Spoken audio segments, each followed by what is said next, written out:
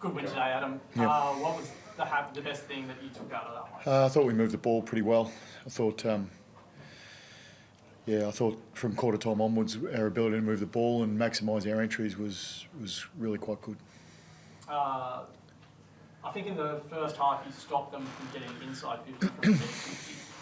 Pressure up ground seemed like a real focus. Yeah, I think we also did that well.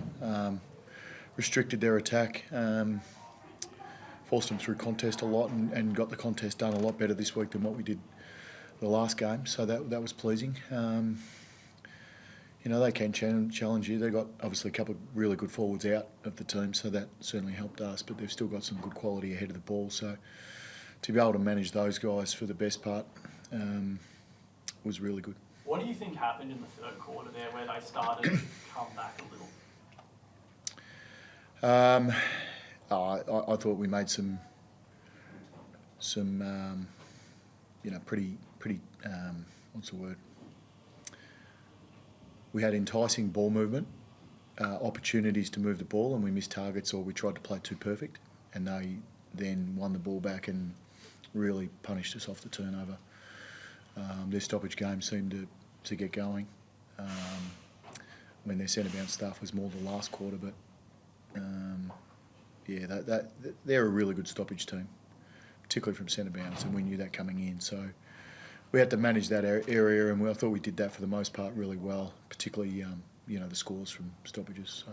That risk-reward thing was off just a bit with the ball movement. Yeah. Is that a hard thing for a team with the tsunami who like to move it a bit quick? Yeah, it can be. It can be if you're making some fundamental errors that sort of catch you offside a little bit. We had opportunities to run and support, and when you see those opportunities, you take them. But if you don't quite nail the handball, or you're trying to kick a ball and hits the ground, then it does make it more difficult. You can get caught offside, and they can get some somewhat easy walking goals or some possessions ahead of the ball. So I saw Harry get a bit frustrated in the third and fourth quarter, progressively angry, and occasionally him and Lockie would be looking at the screen to see what went wrong. Yep. How do you calm a player that seems to be slowly straying a little? That's where your Monday to Friday work, all your stuff you pour into your mental skills, that's where it should then lean back to it. It doesn't always lend itself to being calm, but that's what we would like, ideally. Those boys were, I'm sure, working out how the goals were scored against us. Were our backs physical enough, or our midfielders working hard enough, or our forwards defending well enough. So it's a combination of all those things. You mentioned before taking your opportunities. You must have been happy with Callum's efforts. He obviously 5 goals from 7 kicks or something. Yeah, well, it was four goals from 4 kicks there at one point. So he was certainly maximising his possessions. I thought he looked dangerous for the most part. He's a difficult player to play on. You've got to be able to compete aerially, but then follow up and compete with him ground level. So I think he's had a really good season this year, and still with a few games left, hopefully he can have the same level of impact he had today. I think 21 marks inside 50, pretty happy with the connection between the midfield group and the forward group. Yeah, I think. Jesse opens? Yeah, well, without Jesse makes it perhaps make us a little bit less predictable in a sense, but I mean, I thought after quarter time it was good. I thought we started the game a little bit rushed and a little bit, trying to squeeze kicks that weren't necessarily there on our entry stuff, and created a lot of stoppage, but didn't necessarily hit the scoreboard as well as what we could have. We kicked very accurately, which certainly helped us, but from quarter time onwards, our ability to connect, find marks inside 50 and finish our work. Don't know what the numbers ended up being, 11 goals, 6 maybe from set shots or something like that, so that's a pretty good result. Cadman, obviously a good step for him with Jesse.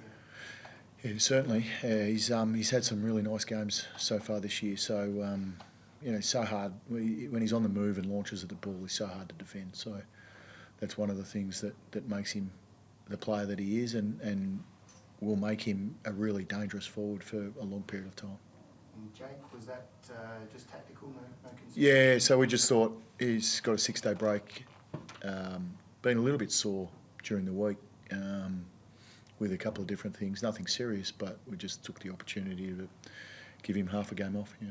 Last couple of weeks heading into finals, what's the focus heading into September?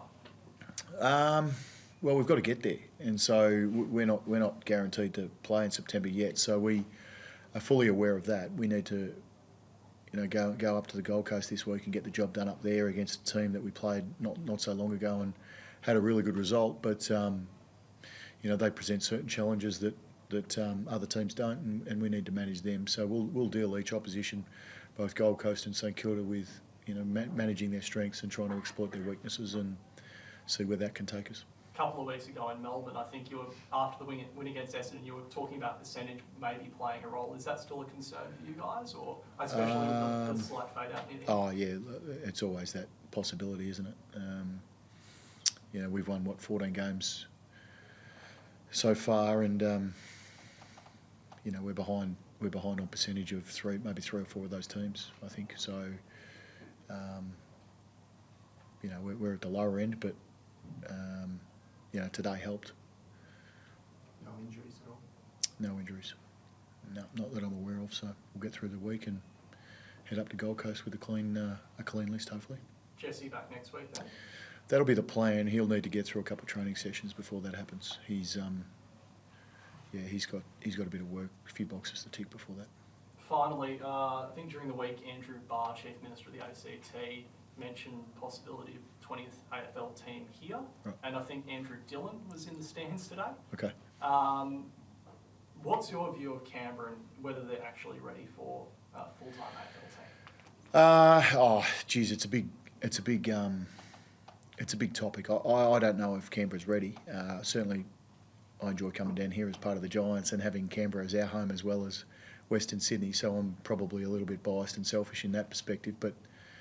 I feel like this is a great football town, AFL town. If it makes financial sense, which I don't understand, then I think they'd get great support down here from a membership sponsorship perspective. But that's for smarter people than me to work out. Plenty smart enough. Sure. See you guys.